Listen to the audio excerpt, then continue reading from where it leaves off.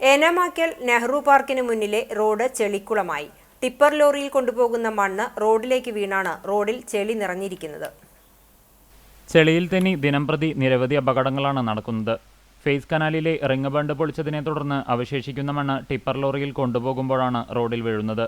മഴ പെയ്ത വെള്ളം കൂടിയാകുമ്പോൾ ഇത് ചെളിയായി മാറുകയും ഇരുചക്രവാഹനങ്ങൾ തെന്നി അപകടത്തിൽപ്പെടുന്നതും പതിവാവുകയാണ്.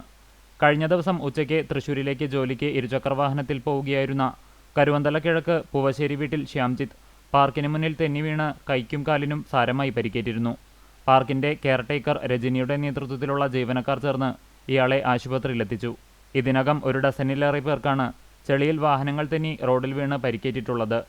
പാർക്കിന് മുന്നിൽ ചെളി നിറഞ്ഞു കിടക്കുന്നതിനാൽ പാർക്കിലേക്ക് എത്തുന്നവരുടെ എണ്ണത്തിലും കുറവ് വന്നിരിക്കുകയാണ്. അധികാരികളുടെ ഭാഗത്തുനിന്ന് ആവശ്യമായ നടപടികൾ ഉണ്ടാകണമെന്നാണ് പ്രദേശവാസികൾ പറയുന്നത്. നമുക്ക് ഏനമാവ് ബണ്ടിനോട് ചേർന്നിട്ടുള്ള വളയംകെട്ടുണ്ടായിരുന്നു. ഇവിടെ ആ വളയംകെട്ട് പൊട്ടിച്ചതിൻ്റെ മണ്ണ് അവർ തിരിച്ചു കൊണ്ടുവന്ന് ഈ പാർക്കിനോട് സമീപത്തുള്ള ആലിൻ്റെ ചോട്ടിൽ ഡംപ് ചെയ്യാണ്. കുറച്ച് ദിവസമായി മഴ തുടങ്ങിയപ്പോൾ ഞാൻ അവരോട് പറയുന്നുണ്ട്, റോഡിൽ ഇങ്ങനെ ചെളി കൂടുന്നുണ്ട്, എന്തെങ്കിലും വൃത്തി ചെയ്യണം എന്നുള്ളത്. ഇപ്പോൾ പാർക്കിലേക്ക് ഒരാൾക്ക് കിടക്കാൻ പറ്റില്ല.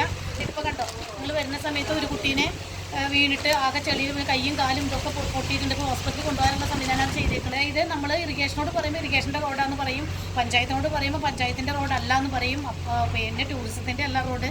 അപ്പോൾ ഇവർ തമ്മിൽ മത്സരിച്ച് നിന്നതുകൊണ്ട് ഇങ്ങനത്തെ ഒരു അപകടാവസ്ഥയിൽ ഒന്നും ചെയ്തിട്ട് കാര്യമില്ല. അപ്പോൾ ഇതിന് വേണ്ട അധികൃതർ ആരാണെങ്കിലും ഇടപെട്ട് എത്രയും പെട്ടെന്ന് ഇന്ന് തന്നെ എന്തെങ്കിലും ഈ അപകടം മാറ്റാനുള്ള സംവിധാനം ചെയ്യണമെന്ന് അപേക്ഷിക്കുകയാണ്.